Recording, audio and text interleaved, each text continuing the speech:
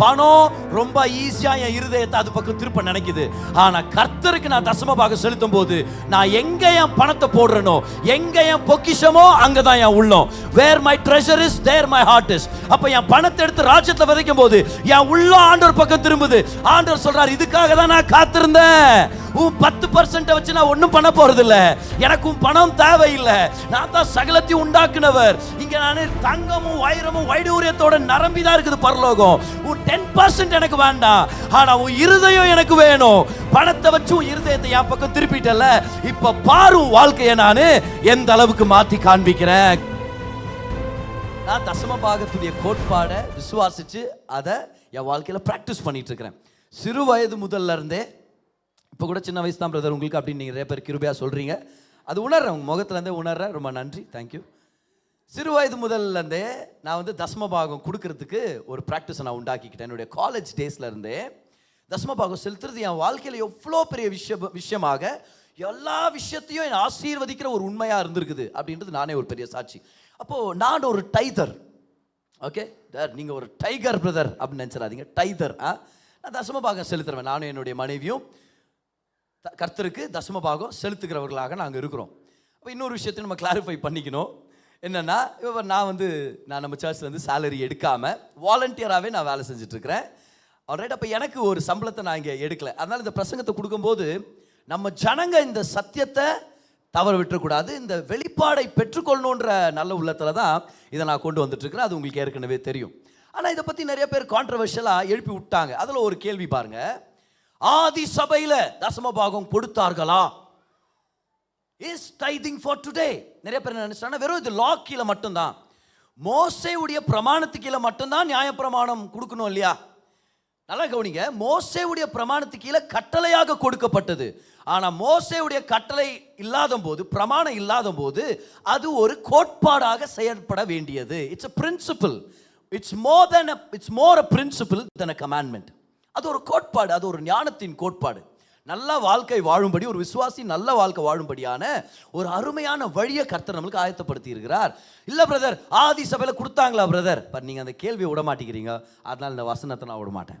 வாங்க எல்லாரும் இந்த வசனத்துக்கு வரலாம். எபிரேயர் 7ஆம் அதிகாரம் 8ஆம் வசனம் கவனிங்க. ஹீப்ரூஸ் நியூ டெஸ்டமெண்டா ஓல்ட் டெஸ்டமெண்டா?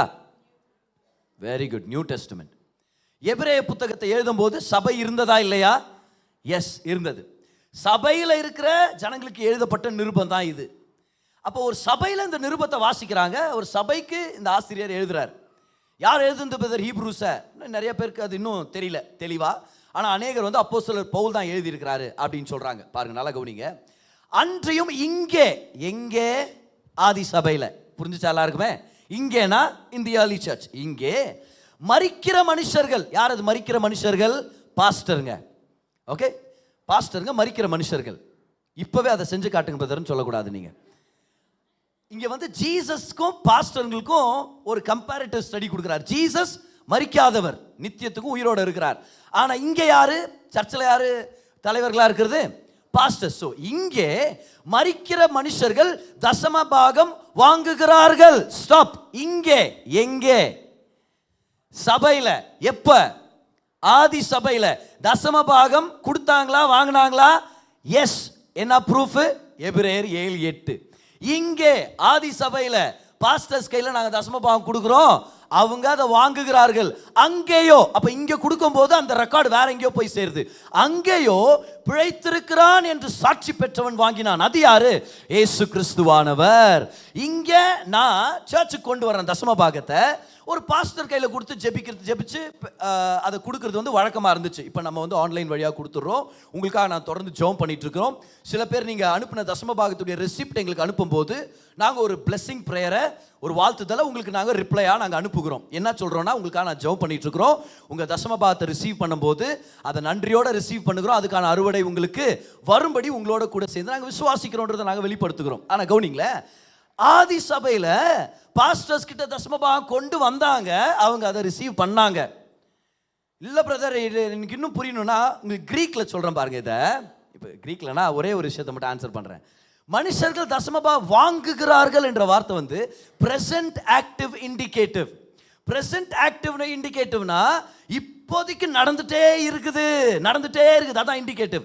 இட்ஸ் ஹேப்பனிங் நவ. சோ early churchல என்ன சொன்னாங்க? ஆதி சபையில மோசேவுடைய பிரமாணத்துல மட்டும்தான் என்ன சொல்றது, தசம பாகம் அங்க நிப்பாட்டல. இப்ப இங்க கூட தசம பாகம் வாங்குறதும் செலுத்துறதும் நடைபெற்று கொண்டே இருக்கிறது. அப்ப தசம பாகத்தை பத்தி நமக்கு ஒரு வெளிப்பாடு வேணும். அதுக்காக தான் இந்த பிரசங்கம். இது தசம பாகத்துக்கான ஒரு வெளிப்பாட்டுக்கான ஒரு பிரசங்கம். உங்களுக்கு ஒரு 5 சத்தியங்களை தசம பாகத்தை பத்தி சொல்லி கொடுத்து, நம்ம சர்ச் ஒரு அருமையான சர்ச். என்னன்னா, அநேகர் தசம பாகம் செலுத்துற அருமையான குடும்பங்கள் இங்க வந்திருக்கிறீங்க. chances are you're sitting next to a tither. okay, tiger இல்ல, டைதர் ஒரு தசம பாகம் செலுத்துற ஒரு பக்கத்துல நீங்க உட்கார்ந்து இருக்கிறீங்க அப்படின்றதுக்கு எல்லா வித வாய்ப்புகளும் இருக்குது. நம்ம சபையில அநேகர் ஃபெய்த்ஃபுல்லா ஒவ்வொரு மாதமும் அவங்க வருமானத்திலிருந்து தசம பாகத்தை கொண்டு வர்ற ஜனங்களா இருக்கிறாங்க. அதனால இதை பிரசங்கம் பண்ணும்போது நான் ப்ரெஷரே இல்லாம சந்தோஷமா பிரசங்கம் பண்றேன். காரணம் என்ன தெரியுமா? I am not here to motivate you to give. I'm here to give you a revelation. எல்லாரும் சொல்லுங்க பார்க்கலாம், ரெவலேஷன். இந்த ரெவலேஷனை பெற்றுக்கொள்ளுங்க. அதுக்கப்புறம் ரெவலேஷனுக்கு ஏற்ற மாதிரி நீங்க ரெஸ்பாண்ட் பண்ணலாம். முதலாவது பாருங்க, தசம பாகம்னா என்ன? தசம பாகம் முதல்ல இந்த வார்த்தை கத்துக்கலாமா? தசம பாகம். சில பேர் அந்த வார்த்தை கூட கத்துக்க மாட்டாங்க. என்கிட்ட வந்து ஒருத்தர் சொல்றாரு, பிரதர் இந்த தசவதாரம் எப்போ தருது பிரதர்ன்றாரு. தசவதாரமா? அப்போ அவர் சொல்லிக் கொடுக்கணும். இல்லை பிரதர், இது வந்து தசம பாகம். என்னது இது தசம பாகம்னா? இதுக்கு இன்னொரு பேர் இருக்குது, முதற் பலன், ஃபர்ஸ்ட் ஃப்ரூட்ஸ்ன்னு சொல்லுவோம்.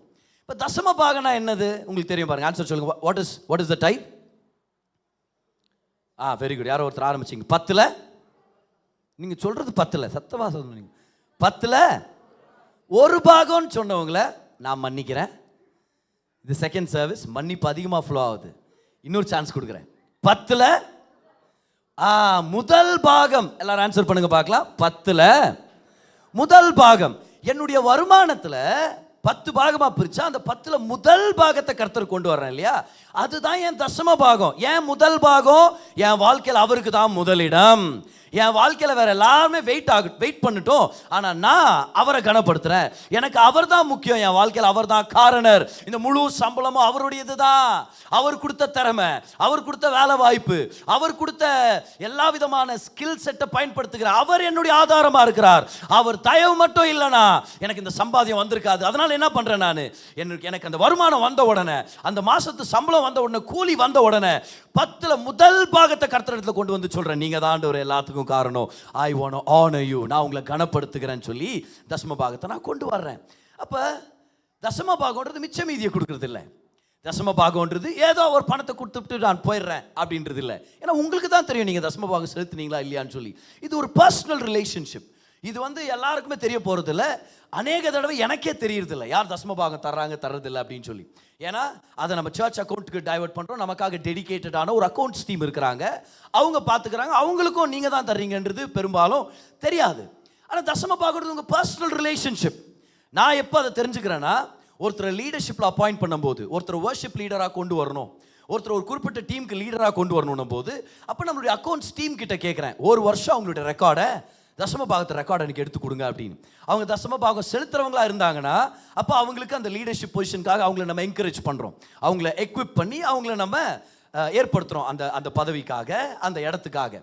அப்படி இல்லாத பட்சத்தில் நம்ம சொல்கிறேன், அவங்கள கண்டுக்க வேண்டாம், விட்டுருங்க, அவங்க அப்படியே இருக்கிற மாதிரியே இருந்துட்டு அவங்கள லீடர்ஷிப்பில் கொண்டு வர வேண்டாம்.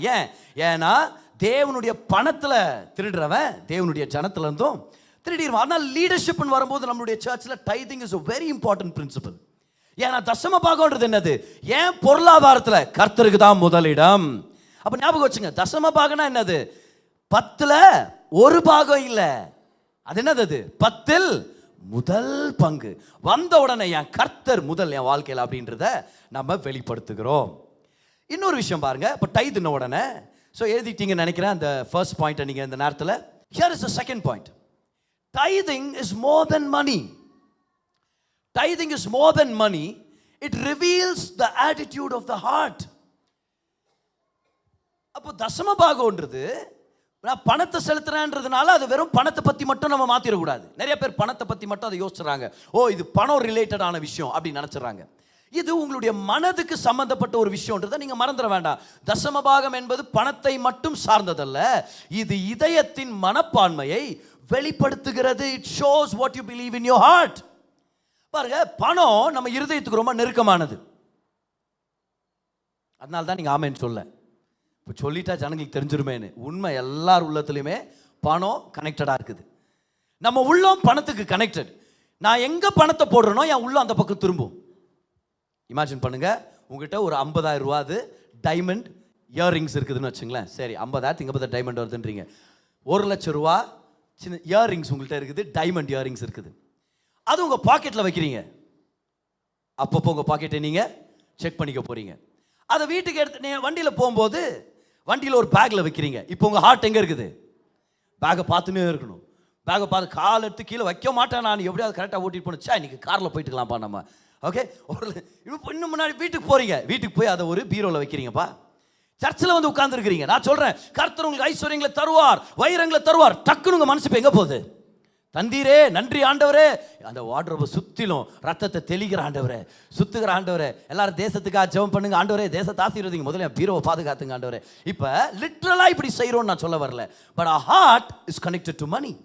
நம்ம உள்ளம் பணத்துக்கு கனெக்டட் ஆனது தான். அதனால தான் கடன் உறவுல யாராவது போயிட்டாங்கன்னா அந்த கடனுடைய உறவை அவங்க அன்பையே சேலஞ்ச் பண்ணி விட்டுருது.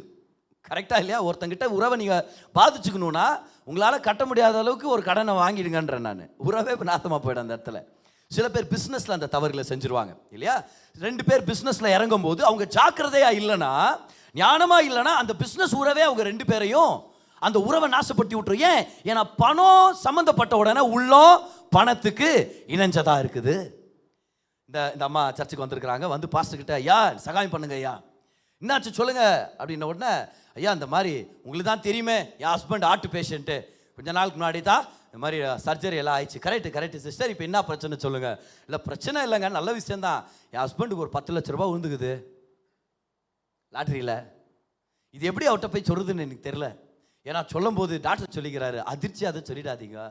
10 லட்சம் கெச்சுச்சுன்னா அந்த மனுஷனுக்கு ஏதாவது ஆயிடுச்சுன்னா அந்த 10 லட்சம் கெச்சு தெரிஞ்சு என்ன பண்ணுறது பாஸ்டர்னா, பாஸ்டர் சொல்லிக்கிறேன், இதை கவலைப்படாதீங்க, நானே வந்து சொல்கிறேன். வீட்டுக்கு விசிட்டிங் வருவேன் இல்லையா, நானே சொல்லிக்கிறேன். அவருக்கு ஒரு வந்தார், வந்து பிரைஸ் லார்ட் பிரதர் எப்படி இருக்கிறீங்க? நல்லா இருக்கிறேன் ஐயா, நீங்கள் எப்படி இருக்கிறீங்க? உங்கள்கிட்ட சும்மா ஒரு விஷயம் கேட்கலான்னு வர்றாங்க அப்படின்ட்டு. 1 லட்சம் ரூபாய் லாட்ரியில் உங்களுக்கு வந்தால் நீங்கள் என்ன பண்ணுவீங்க? நீங்கள் 1 லட்சம் வந்தால் என்ன ஐயா, ஒரு தசம்பம் வாங்கி கொடுத்துட்டு வீட்டில் 2-3 பில்லை கட்டுவேன், ஹாஸ்பிட்டல் பில்லை கட்டுவேன் நான். சரி, அப்படியே கொஞ்சம் கொஞ்சமாக ஜாஸ்தி பண்ணலான்னு. 2 லட்சம் வந்தால் என்ன பண்ணுவீங்க? 2 லட்சம் வந்தால் என்ன, இன்னும் கொஞ்சம் வருஷங்களை பண்ணலாம். 3 லட்சம் வந்தால் என்ன, 5 லட்சம் வரைக்கும் வந்தார். 5 லட்சம் வந்தால் என்ன பண்ணுறீங்க? 5 லட்சம் வந்தால் என்ன யா, ஒரு சில ஏதாவது பண்ணலாயா, விடுங்கய்யா, ஏதாவது லீஸுக்கு போகலான்னு கொஞ்சம் பணத்தை எடுத்து வச்சு அதாவது எடுத்துகிட்டு போகலாம், ஏதோ ஒன்று பேசுகிறாரு அவர். சரி 10 லட்சம் வந்தால் என்ன பண்ணுவீங்கன்னா, இவரா ஐயாடா விடுங்க பாஸ்டர் ஐயா, 10 லட்சம் வந்தால் எல்லாத்தையும் உங்களுக்கே கொடுத்துட்றேன் விடுங்க ஒன்று பட்டுன்னு அவரு நெஞ்ச பிடிச்சிங்கனாரு. ஐயோ, பணத்துக்கு ரொம்ப நெருக்கமானது தான் நம்மளுடைய இருதயம் பணத்தோட கனெக்டடா இருக்குது. இப்போ நல்லா கவனிங்க, தசம பாகத்துடைய வல்லமை என்ன தெரியுமா? எல்லாரும் பாருங்க, உங்களுக்கு புரியும் பாருங்க. எனக்கு வருமானம் வரும்போது 100% நான் பிடிச்சி வச்சுக்கிட்டு, ஐயோ இதுல இருந்து ஒரு முதல் அமௌண்ட் எடுத்து நான் அங்க கொடுத்துட்டேன்னா இஎம்ஐக்கு இது இருக்குமா தெரியலையே, இந்த மாச கட்சியில் கஷ்டமாயிடுமான்னு தெரியலையே, போன மாசம் கொஞ்சம் கஷ்டமான மாதிரி ஆயிடுச்சே, கொடுக்கலாமா வானாமான போது பணம் என் எஜமானா மாறிடுச்சு. பணத்துக்கு நான் அடிமையா போயிட்டேன். ஏன்னா பணம் இப்போ என் வாழ்க்கையின் தீர்மானங்களை நிர்ணயிக்க ஆரம்பிச்சிருச்சு. இப்போ பணம் எனக்கு ரொம்ப பெருசாக தெரிஞ்சுட்டு இருக்குது. இப்போ ஆண்டவர் பார்க்குறாரு, இவன் ஆசீர்வதிக்கலானா இவன் என் பக்கம் திரும்ப மாட்டேங்கிறானே, இவனுக்கு ஒரு நன்மை செய்யலானா அவன் இருதயம் அந்த பக்கம் திரும்பி இருக்குது, இவன் இருதயம் என்ன நோக்கி இல்லையே, நான் எப்படி இவனுக்கு ஒரு நன்மை செய்யறது? இவனுக்காக ரத்தம் சிந்தி எல்லாவற்றையும் ஆயத்தப்படுத்தி இருக்கிறேன். ஆனால் இவன் என்னடானா, ஐயோ இது பணத்தை கொடுத்துட்டானே என்ன ஆகுவேன்னு தெரியலையே அப்படின்னு இருதயத்தை குறுக பண்ணி அந்த பக்கம் திரும்பிட்டானே அப்படின்றார் பாருங்க. ஆனால் இந்த மனுஷன் இப்போ பணம் வந்த உடனே, ஆண்டவரே இந்த 10 ஆண்டவரே, இந்த முழுசா எல்லாமே உங்களுக்கு தான் ஆண்டவரே, 10ல் ஒரு பாகம் இல்லை, எல்லாமே உங்களுடையது தான். ஆனால் உங்களுடைய வார்த்தையை நான் கீழ்ப்படுகிறேன், இந்தாங்க ஆண்டவரே முதல் பங்கு எடுத்து நான் உங்களுக்கு கொண்டு வந்து சொல்றேன், நீங்க தான் என் ஆதாரம், நீங்க தான் என் எல்லாம். உடனே என் இருதயம் ஆண்டவர் பக்கம் திரும்புது. பணம் ரொம்ப ஈஸியா என் இருதயத்தை அது பக்கம் திருப்ப நினைக்குது. ஆனா கர்த்தருக்கு நான் தசம பாகம் செலுத்தும் போது நான் எங்க என் பணத்தை போடுறேனோ, எங்க என் பொக்கிஷமோ அங்கதான் என் உள்ளம். Where my treasure is there my heart is. அப்ப என் பணத்தை எடுத்து ராஜ்யத்துல விதைக்கும் போது என் உள்ளம் ஆண்டவர் பக்கம் திரும்புது. ஆண்டவர் சொல்றாரு, இதுக்காக தான் நான் காத்திருந்தேன். 10% வச்சு நான் ஒன்றும் பண்ண போறது இல்லை, எனக்கும் பணம் தேவையில்லை, நான் தான் சகலத்தையும் உண்டாக்குனவர். இங்க நான் தங்கமும் வைரமும் வைடூரியத்தோட நரம்பிதான் இருக்குது பரலோகம். உன் 10% எனக்கு வேண்டாம், ஆனா உன் இருதயம் எனக்கு வேணும். பணத்தை வச்சு உன் இருதயத்தை என் பக்கம் திருப்பிட்டல, இப்ப பாரு வாழ்க்கையை நான் எந்த அளவுக்கு மாத்தி காண்பிக்கிறேன். கம் ஆன், யாருக்காவது புரிஞ்சிச்சுன்னா ஆண்டவருக்கு நன்றி செலுத்துங்க பார்க்கலாம் அந்த நேரத்தில். எஸ், எல்லாரும் உள்ளத்து மேல கை வச்சு எல்லாரும் சொல்லுங்க, தசம பாகம். சொல்லுங்க, பணத்தை பத்தி மட்டும் இல்ல, சொல்லுங்க அது என் மனதை பத்தின விஷயம். உங்க மனதை கர்த்தர் பக்கம் திருப்பணும்னு ஆசைப்படுறீங்கன்னா சுலபமான வழி இதுதான் பாருங்க. என் பண பொருளாதார அந்த ரிசோர்சஸ் மூலமாக தேவனுடைய ராஜ்யத்துக்குள்ள நான் விதைப்பது, அது மிக மிக அவசியமானது. அப்ப இது ஒரு பணத்தை பத்தி இல்லை. சில பேர் இப்படி வந்து என்கிட்ட கேட்டிருக்கிறது உண்டு பாருங்க, பாஸ்டர் ஐயா இந்த மாதிரி நான் போன மாதம் தசம பாகம் செலுத்தலை, அதனால அந்த மாதத்து 20,000 ரூபாயும் இந்த மாதத்து 20,000 ரூபாய் சேர்த்து அப்படியே நான் 20,000 டபுளாக கொடுத்துட்டுமா பாருங்க. அது அவங்க என்ன நினச்சிட்டாங்க, இது ஒரு பணத்தை பற்றி. போன மாதம் 20,000 பாக்கி இருக்குது, அந்த பாக்கி அந்த மாதம் செட்டில் பண்ணிடலாம். பாரு, இது பாக்கி பற்றி இல்லை, இது நல்லா ஞாபகம் வச்சுங்க. இது பணத்தை பற்றி இல்லை. பணம் இவ்வளோ நாள் கோட்டை விட்டு இப்போ பணத்தை கொண்டு வரட்டுமா அப்படின்றதுக்கு இது எப்படி இருக்குதுன்னா, பாஸ்டர் என்ன மன்னிச்சிடுங்க, என் தம்பி கல்யாணத்துக்கு உங்களை கூப்பிடல, இப்போ எனக்கு என் தங்கச்சி கல்யாணம் ஆகுது, அதனால தங்கச்சி கல்யாணத்துக்கு 2 கார்டு உங்களுக்கு எத்தனை வந்துருக்கிறேன் அப்படின்ற மாதிரி ஆகுது. நீ 2 கார்டு கொடுத்தா உன் தம்பி கல்யாணத்துக்கு வர முடியுமா? நான் இப்போ போன மாதம் கொடுக்க முடியல, அதுக்கு நீ இந்த மாதம் அதை சேர்த்து வச்சு கொடுத்தாங்கன்ற கட்டாயம் இல்லை. எல்லாரும் இல்லைன்னு சொல்லுங்க பார்க்கலாம். நீங்கள் அதை கொண்டு வரலாம், அது உங்கள் காணிக்க, அதுக்கான அறுவடை கர்த்தர் தருவார். ஆனா போன மாசம் கொடுக்கல, முந்தின மாசம் கொடுக்கல, அதனால அதெல்லாம் சேர்த்து வச்சு கொடுத்தா தான் ஒர்க் அவுட் ஆகும், அப்படி போயிடாதீங்க. அது பணத்தை பத்தினது இல்ல. போன மாசம் கொடுத்துருந்தீங்கன்னா போன மாசம் கர்த்தர் கல்யாணத்துக்கு வந்திருப்பார். புரியுது நினைச்சிருந்தேன். போன மாசம் அந்த ஃபைனான்சஸ்ல அவருடைய ஆசீர்வாதத்தை காண்பிச்சிருப்பார்.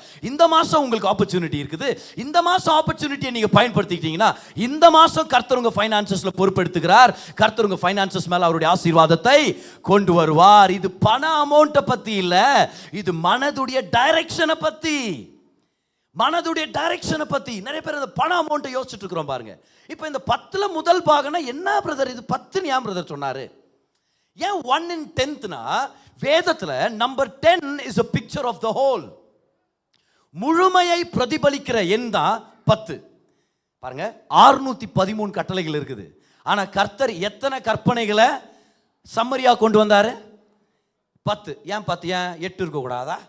8 நல்ல ஒரு வார்த்தை தானே, நல்ல ஒரு எண் தானே. 11 இருக்க கூடாதா? 10. ஏன்னா தேவனுடைய உள்ளத்துல 10ன்னும் போது it's a representation of the whole. For example பாருங்க, ஆபிரகாமுக்கு நிறைய சொத்துக்கள், நிறைய ஆஸ்திகள். ஆனா ஈசாக்குக்கு பொண்ணு பார்க்க போகும்போது எத்தனை ஒட்டகங்கள் நிறைய அனுப்புனாருன்றீங்க? 10 ஒட்டகங்கள். அந்த 10 ஒட்டகம் நிறைய இந்த ஐஸ்வர்யத்தை எடுத்துட்டு போயிட்டு வேலைக்காரன் சொல்ற வார்த்தையை கேளுங்க, இதுதான் என்னுடைய எஜமானுடைய எல்லா ஆஸ்தின்றாரு. அப்படி பேசலாமா? இன்னும் எவ்வளோ இருக்குது வீட்டில், இதோட பல மடங்கு இருக்குது. ஏன் 10 ஒட்டகத்தை பார்த்து எல்லாம் சொல்றாரு? 10 is a representation. எல்லாரும் சொல்லுங்க, representation. So 10ல முதல் பாகம்னா என் முழு சம்பளத்தையே அது பிரதிபலிக்கிறது. Your tithe represents your all salary, your all income. அப்ப நான் டைதை நான் கர்த்தர் கொடுத்தனா முழுசா கொடுத்த கணக்கு, அது முழுசாவே கர்த்தருடைய கையில அது வந்து சேர்ந்தது. அப்ப இது ஒரு அமௌண்ட் அப்படின்னு யோசிச்சிடாதீங்க. இது ஒரு வெளிப்பாடு, இது ஒரு பிரின்சிபல், இது ஒரு கோட்பாடு. ஒருத்தர் வந்தார், பாஸ்டர் வந்து அவர் சொல்றாரு, ஐயா எனக்கா நீங்க ஜெபிங்க. என்னாச்சு? இல்லையா, 50,000 ரூபாய் சம்பளம் இருக்கும்போது 5,000 ரூபாய் தசம பாகம் பிரச்சனை இல்லாமல் கொடுத்துட்டேன் நான். இப்போ 5 லட்சம் சம்பளம் வருது, கடவுள் என்னை உயர்த்தி இருக்கிறார்.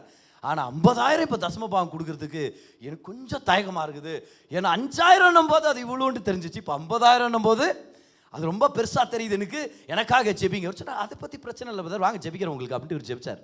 ஆண்டவரே, இந்த அருமையான சகோதரனுடைய உள்ளத்தை அறிந்திருக்கிறீர், சகோதரன் நீங்கள் நேசிக்கிறீர், எவ்வளோ கஷ்டப்படுறாரு பாருங்க ஆண்டவரே, மனசில் தசமபாகம் கொடுக்க முடியலன்னு சொல்லிட்டு. ஆண்டவரே 50,000 இருக்கும்போது சுலபமாக கொடுத்தாரு, 5 லட்சம் இருக்கும்போது கொடுக்க முடியாமல் போயிடுச்சு, அவர் சம்பளத்தை திரும்ப 50,000 மாற்றுவீரா? மாற்றும் ஆண்டவரே. அவர் கண்ண மாட்டார். ஐயோ பாஸ்டர், இல்லையா ஐயா, அது இல்லையா, கன்ஃபார்மாக நான் கொண்டு வரையா தசமபாகம் அப்படின்னு.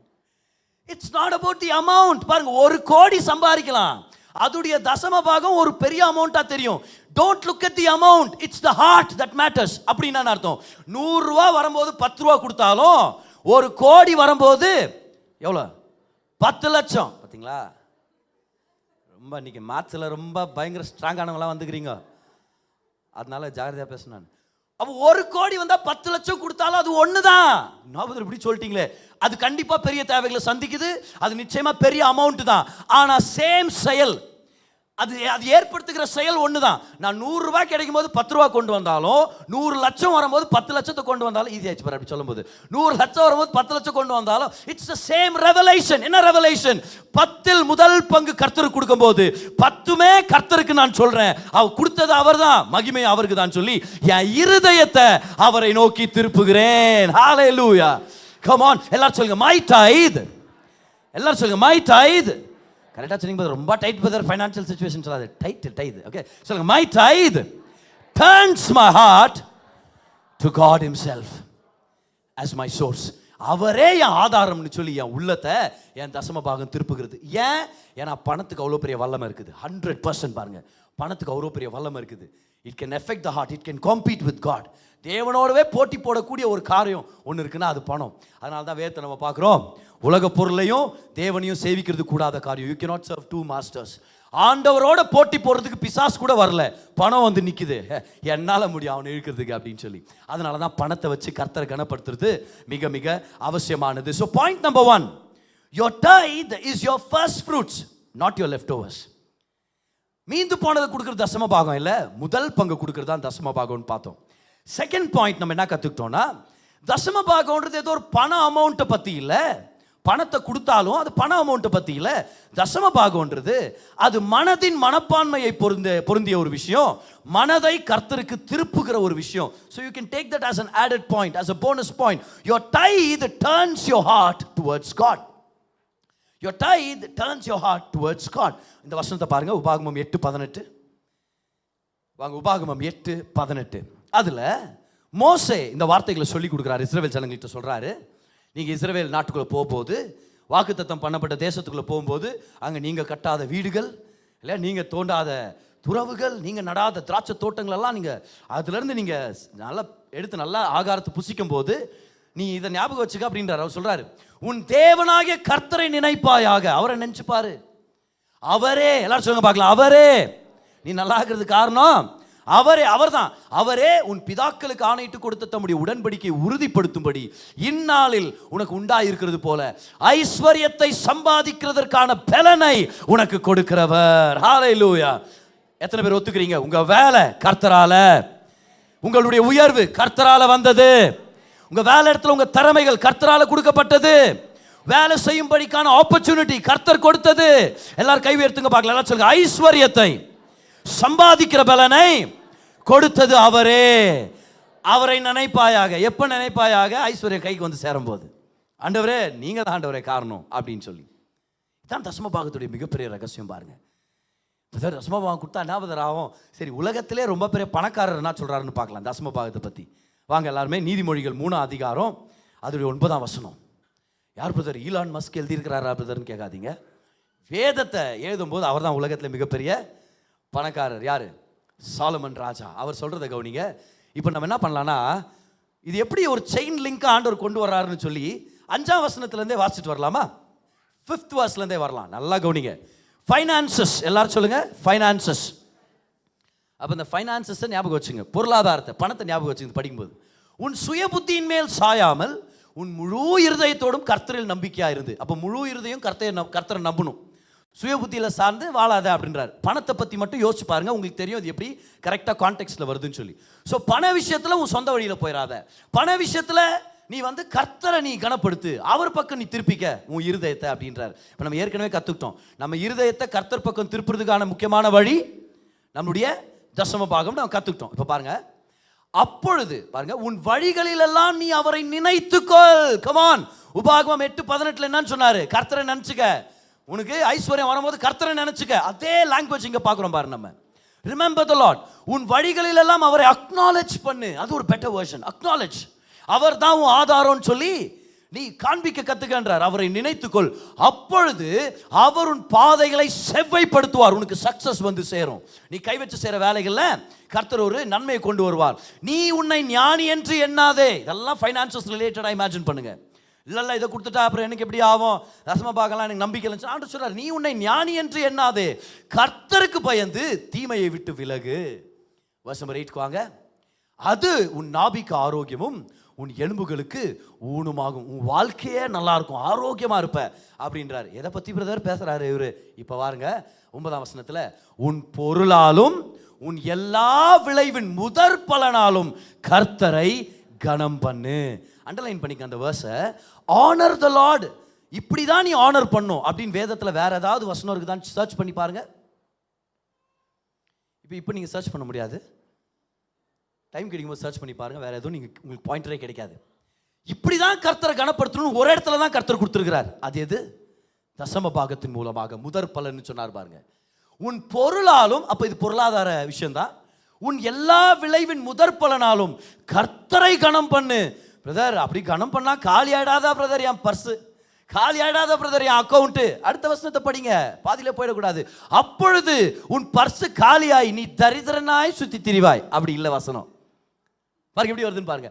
அப்பொழுது உன் களஞ்சியங்கள் பூரணமாய் நிரம்பும். எல்லாரும் சொல்லுங்க பார்க்கலாம், எனக்கு நடக்கட்டும் சொல்லுங்க பார்க்கலாம். அதை நீங்க சொல்லனா அது எனக்கு நடக்கட்டும் இயேசுவின் நாமத்தில். ஹல்லேலூயா. Yes yes. உன் களஞ்சியங்கள் பூரணமாய் நிரம்பும், உன் ஆலைகளில் திராட்சரசம் புரண்டோடும். ஹல்லேலூயா. இதை எழுதுறது யாரு சொல்லுங்க? யார் எழுதுறது இந்த வசனங்களை? யார் ஆவியானவர் மூலமா எழுதினார்? யார் சொல்றது இந்த வசனங்களை? சாலமன். யாரு?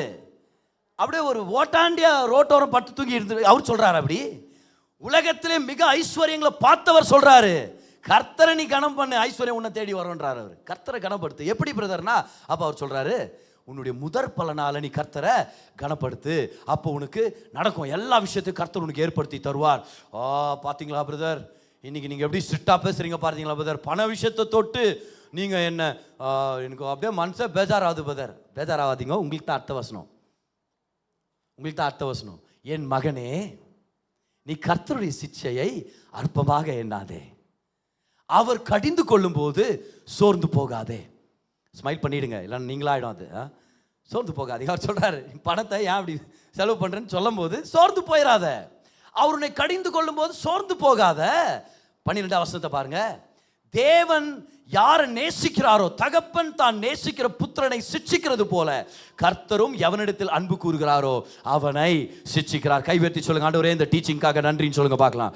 கர்த்தர் உங்களுக்கு போதுமான அளவுக்கு அதை விட அதிகமான ஆசீர்வாதத்தை கொடுத்து உங்களை வழி நடத்துறதுக்காக தான் உங்களை இங்கே கொண்டு வந்திருக்கிறார். உங்ககிட்ட இருந்து காசு பிடிங்க, அவர் பணக்காரன் அவ தேவையில்லை, எல்லாமே அவருடையது தான். ஹல்லேலூயா. இந்த சர்ச்சை நடத்துறது கர்த்தர். ஹல்லேலூயா.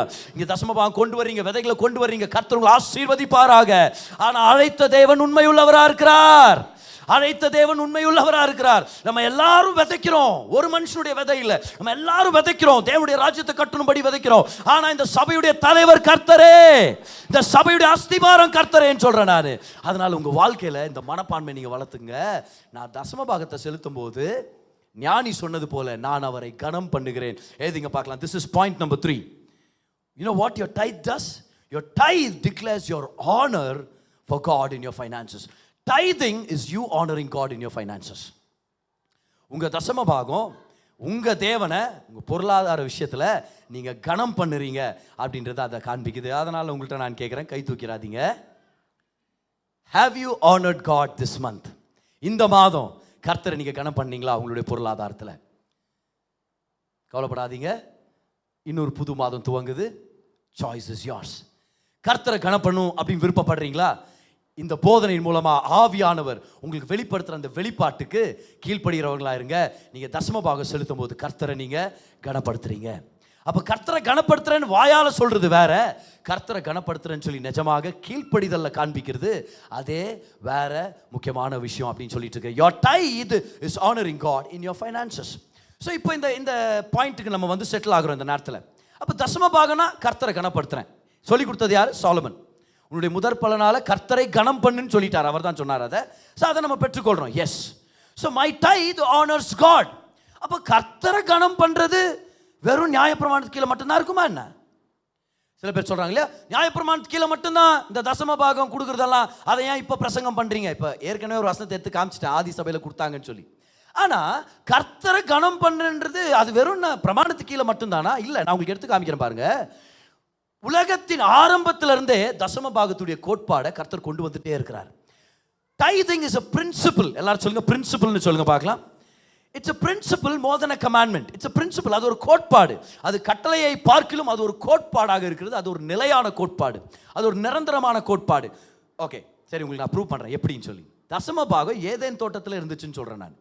நான் சொல்றேன் ஏற்கனவே அது பணத்தை பத்தி இல்ல, மனதை பத்தி. மனதளவில் கர்த்தரை கனப்படுத்துறது தான் தசம பாகம். இப்போ வாங்க எல்லாருமே ஆதியாகமம் 2 அதுடைய 16ஆம் வசனத்தை வாசிக்கிறேன் பாருங்க. தேவனாகிய கர்த்தர் மனுஷனை நோக்கி, நீ தோட்டத்தில் உள்ள சகல விருட்சத்தின் கனியையும் புசிக்கவே புசிக்கலாம். எவ்வளவு அருமையா பேசினார் பார். தாராளமா சாப்பிடுன்றார், தாராளமா சாப்பிடு அப்படின்றார். இப்ப இந்த தோட்டத்துல எல்லா விருட்சங்களுக்கும் நீர் பாய்க்கிறது யாருடைய வேலை? யாருடைய வேலை? ஆண்டவருடைய வேலைன்னு சொல்லாதீங்க, கரெக்டா சொல்லுங்க. பைபிள் வாசிச்சவங்க ஆதாமுடைய வேலை. கரெக்டா தான் சொன்னீங்க, ஆதாமுடைய வேலை. தோட்டக்காரர் யாரு? ஆதாம். அப்ப அவர் தான் வேலை செய்யறார் தோட்டத்துலனா. மரத்துடைய கனியை சாப்பிடலாமா வேண்டாமா? தாராளமா சாப்பிடலான்ட்டார் ஆண்டவர். அவர் கொடுத்தாரு, வேலையும் கொடுத்தாரு. நீ தான் நீர் பாய்ச்சுகிற, நீர் தான் தோட்டத்தையே பார்த்துக்கணுமா இருக்குது. தோட்டத்தை காவலாளியாகவும் நீங்க தான் இருக்கணும். ஆதாம், நீ சாப்பிடுங்க, தாராளமா சாப்பிடுங்க அப்படின்ட்டாரு. இப்ப அடுத்தது பாருங்க. ஆமா பிரதர், நான் வேலை செஞ்சேன் பிரதர், என்னுடைய பிரயாசம் பிரதர், நான் போய் கம்பெனியில் வேலை செஞ்சேன் பிரதர், இப்போ எனக்கு வருமானம் வருது பிரதர். இப்போ கர்த்தர் சொல்ல, ஆனாலும், எல்லாம் சொல்லுங்க, ஆனாலும் அதுல ஒரு பங்குன்றார் பாருங்க. நன்மை தீமை அறியத்தக்க விருட்சத்தின் கனியை புசிக்க வேண்டாம். ஏன் அப்படி சொன்னாரு? எல்லாமே உனக்கு கொடுத்துட்டான் ஆதாம். நீ கையிட்டு வேலை செய்யறதுக்கு வேலையும் நான் தான் கொடுத்தேன், தோட்டத்தையும் நான் தான் கொடுத்தேன், வேலையை ஆசீர்வதிக்கிறதும் நான் தான். அப்ப வேலையை கொடுத்தது அவர் தான், வேலைக்கான திறமை கொடுத்தது அவர் தான், வேலை மேல ஆசீர்வாதத்தை கொடுக்கறதும் அவர் தான், மரத்துல கனி காய்க்க செய்யறதும் அவர் தான். அப்ப இது அத்தனையும் வந்துட்ட பிறகு கர்த்தர் சொல்றாரு, நீ என்ன கனப்படுத்துறது உண்மையா இருந்தா அந்த ஒரு மரத்துல இருந்து சாப்பிடாத. What was that tree? a picture of Adam's tithe.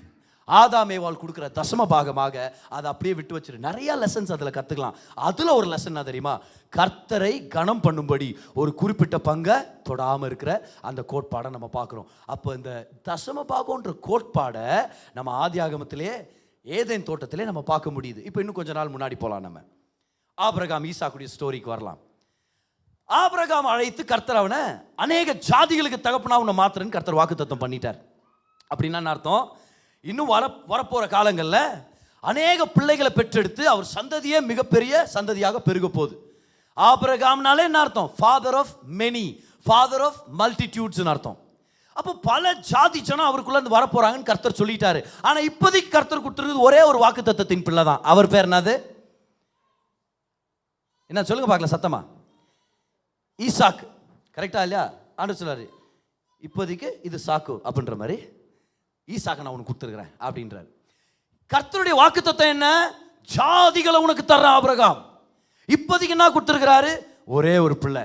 இப்போ அந்த ஒரு பிள்ளைய என்ன பண்ண சொல்றாரு பாருங்க கர்த்தர். ஆதியாகமம் 22க்கு வாங்க. ஆதியாகமம் 22 அதுடைய 2ஆம் வசனத்தை வாசிக்கலாம்.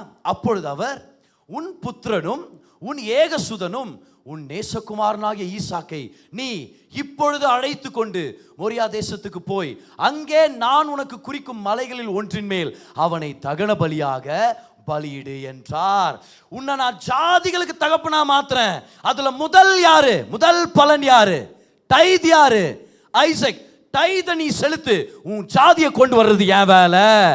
தசம பாகத்தை நீ கடைபிடிச்சுக்க, மிச்ச எல்லா பாகத்தையும் பாதுகாத்துக்கிறது என்னுடைய வேலையா இருக்குது. அப்போ ஆதியாகமம் 22 தசம பாகத்துடைய கோட்பாடை நம்ம பார்த்துட்டு இருக்கிறோம். பக்கத்தில் உங்களை பார்த்து சொல்லுங்க பார்க்கலாம். அது ஒரு கோட்பாடுன்னு சொல்லுங்களேன் இந்த நேரத்தில்.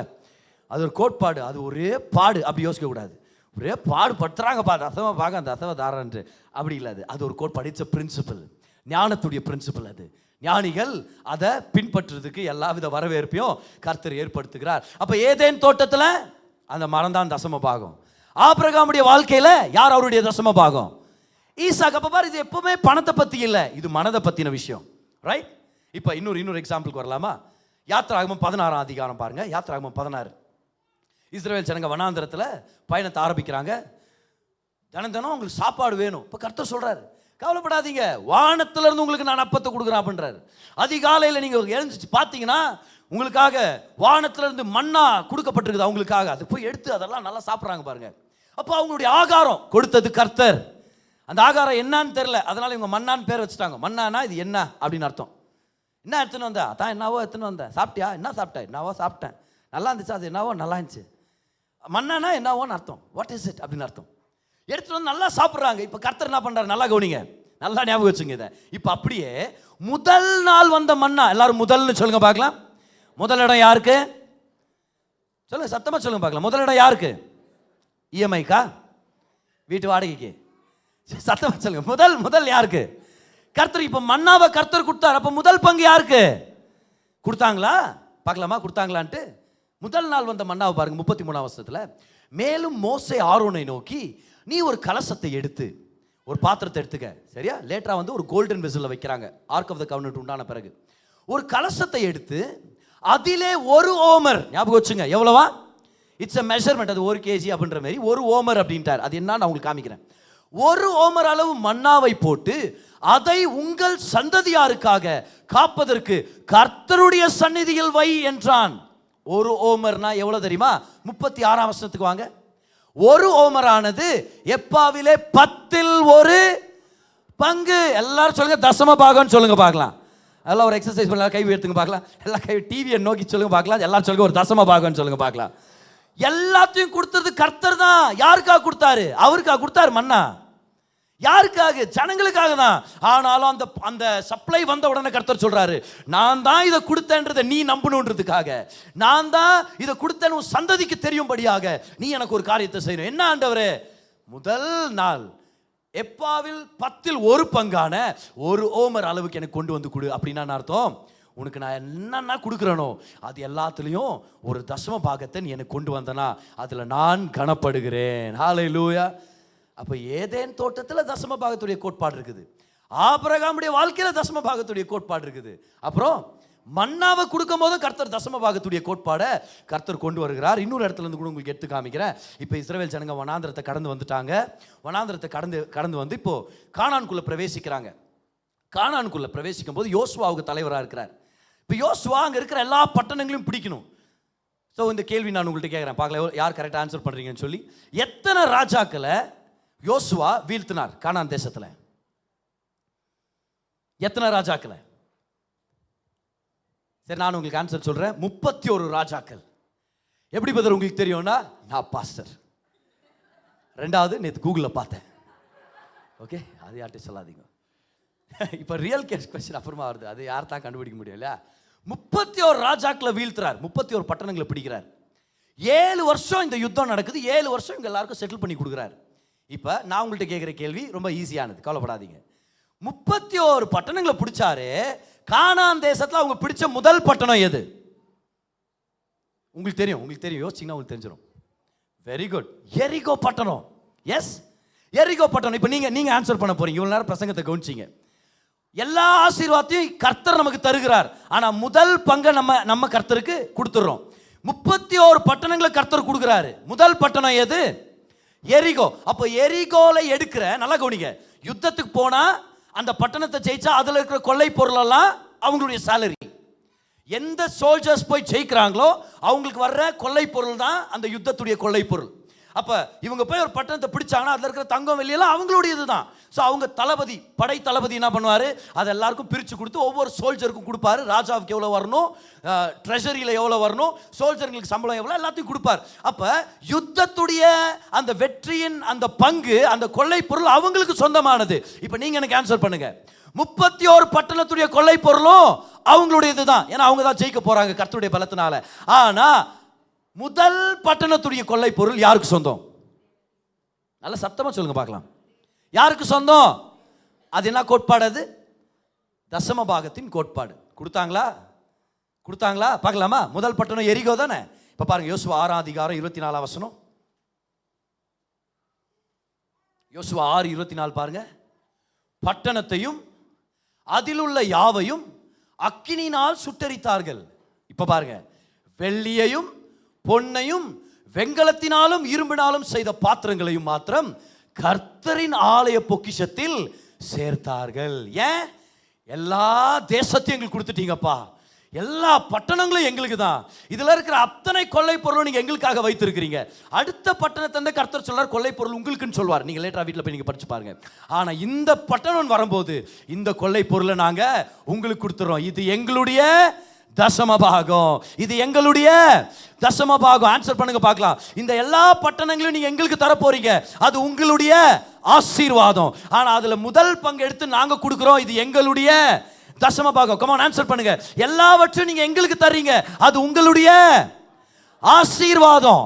அதுல இருந்து நான் முதல் பங்கு உங்களுக்கு கொடுக்கிறேன், அது என்னுடைய தசமபாகம். இப்ப கரெக்டா ஆன்சர் பண்ணுங்க, கன்ஃபியூஸ் பண்ணிடாதீங்க. ஆசீர்வாதம் தசம கன்ஃபியூஸ் பண்ணக்கூடாது. ஓகே, இப்ப கரெக்டா ஆன்சர் பண்ணுங்க. ஓகே, இன்னொரு லாஸ்ட் சான்ஸ். சகலத்தையும் நீங்க எனக்கு தர்றீங்க, அது உங்களுடைய ஆசீர்வாதம். அதுல இருந்து முதல் பங்க நான் உங்களுக்கே திருப்பி கொடுக்கிறேன், ஏன்னா அது என்னுடைய தசமபாகம். புரிஞ்சுக்கிட்டவங்க ஆண்டவருக்கு நன்றி சொல்லுங்க பார்க்கலாம். இந்த நேரத்தில் 31 பட்டணங்கள், முதல் பட்டணத்துடைய வெள்ளியும் பொண்ணும் வெங்கலத்தையும் எல்லாவற்றையும் கர்த்தர் சமூகத்தில் கொண்டு வந்து சொல்றாங்க, நீங்க தான் ஆண்டவரே என் ஆசீர்வாதத்துக்கு காரணமா இருக்கிறீங்க. Write this down. Number 4, tithing is a perpetual principle. It is not limited to under the law. தசமபாகம் என்பது ஒரு நிலையான கோட்பாடு, அது நியாயப்பிரமாணத்தின் காலத்திற்குள் மட்டும் அடங்கியதல்ல. இது அண்டர் த லா, இதை பற்றி இப்போ பேசக்கூடாது அப்படின்னலாம் ஒரு ராங் ஐடியாக்குள்ளே போயிடாதீங்க. கர்த்தர் தசமபாகத்தை ஒரு கோட்பாடாக ஏற்படுத்தி இருக்கிறார். It's a principle. நம்மளுடைய டீன்ஸ் பிள்ளைகளுக்கு சொல்கிறோம், அது ஒரு பிரின்சிபல்.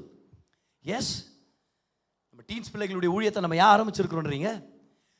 டீனேஜ் இயர்ஸை கர்த்தருக்காக கொடுத்தாங்கன்னா அவங்க முழு வாழ்க்கையும் ஆசீர்வதிக்கப்பட்டிருதுக்கு ஒரு பெரிய வழியை நம்ம வகுத்து கொடுக்குறோம்.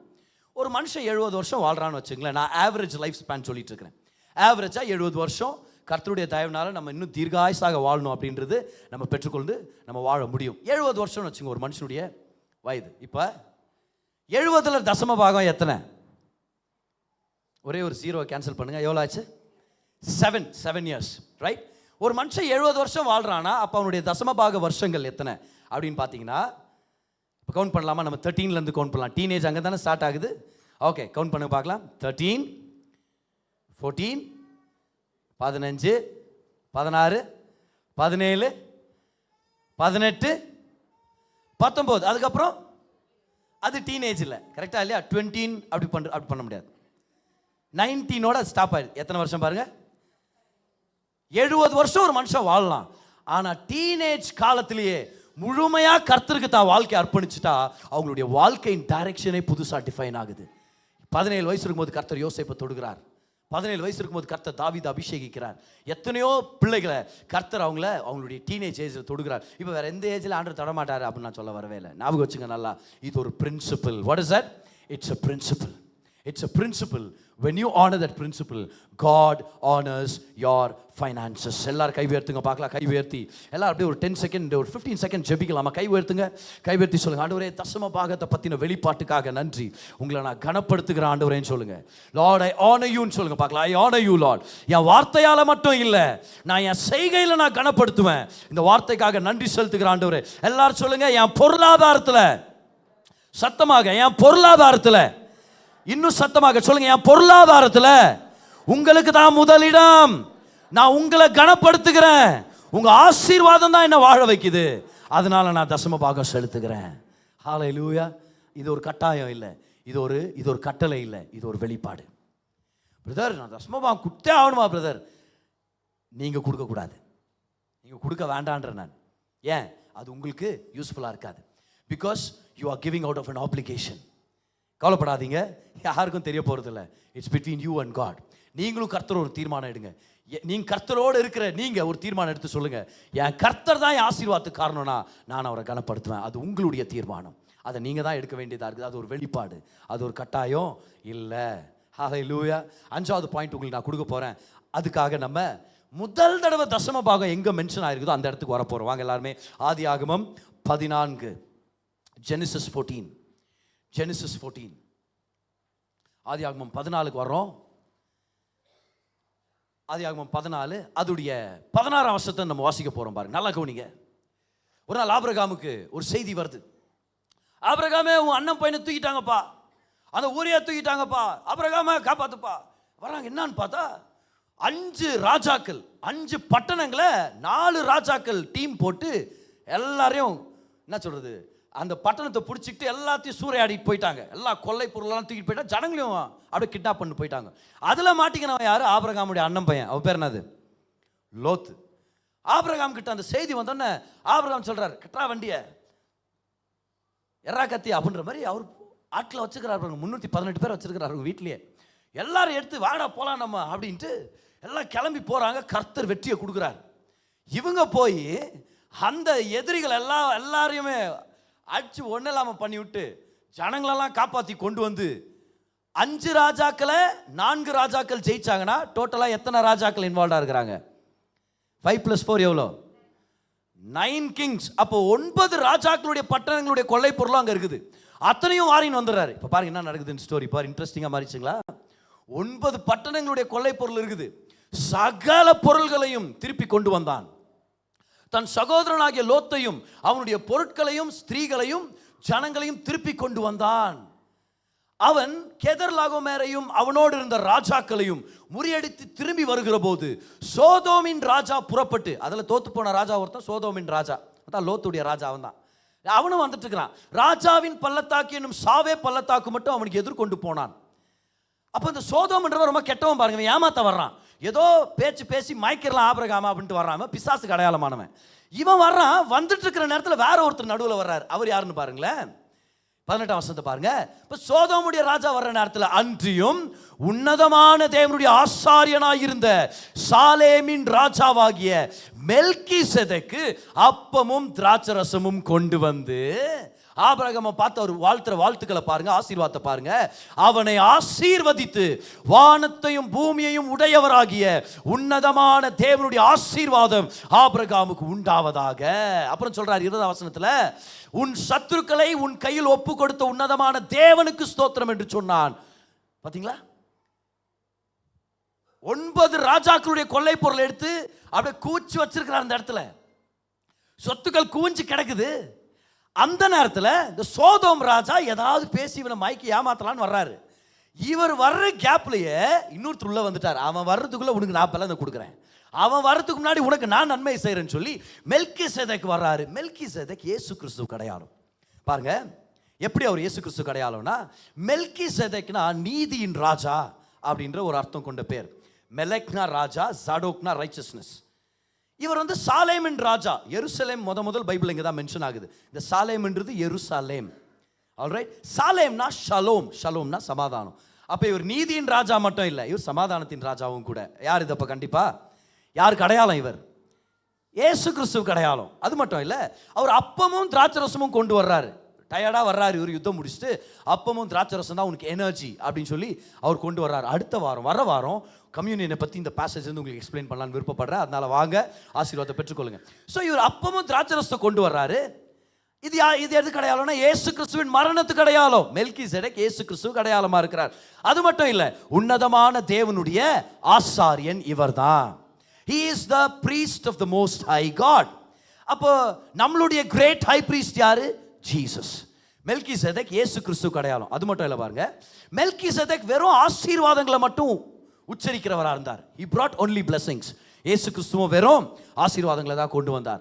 மோசேக்கு கீழே இருந்த பிரீஸ்ட்ஹுட் ஆசீர்வாதமும் சாபமும் ரெண்டுமே கொண்டு வந்துச்சு.